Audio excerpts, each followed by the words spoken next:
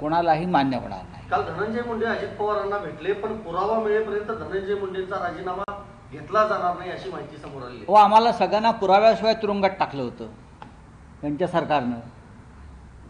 तेव्हा अजित पवार बोलले नाहीत, यांच्या विरुद्ध पुरावा नाही, नवाब मलिक यांच्या विरुद्ध पुरावा नाही, अनिल देशमुख यांच्या विरुद्ध पुरावा नाही, अन्य कोणाविरुद्ध पुरावा नाही। कसल्या पुराव्याच्या गोष्टी करतायत? आम्हाला गाडायचं आणि त्यांना पुरावा शोधायचा। बीडमध्ये खेळ चाललेला आहे लोकांना फसवण्याचा। ज्या पद्धतीनं आरोपी, पोलीस, राजकारणी यांचे एकत्र जेवणावळीचे फोटो येत आहेत,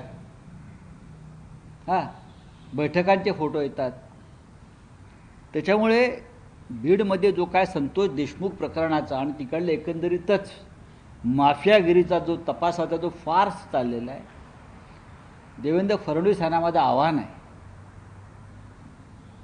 की भारतीय जनता पक्ष ज्या पद्धतीनं आपल्या माफिया मित्र पक्षांना सांभाळण्याचा प्रयत्न करत आहे, त्याच्यामुळे संपूर्ण महाराष्ट्राचं माफियाकरण होईल।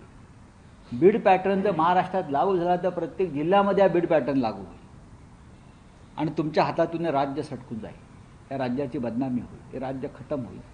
माझं गृहमंत्र्यांना आव्हान आहे की बीडमध्ये संपूर्ण पोलीस खातं बरखास्त केलं पाहिजे आणि बीडमधला संतोष देशमुखचा जो खटला आहे हा पूर्णपणे बीडच्या बाहेरच चालवायला पाहिजे।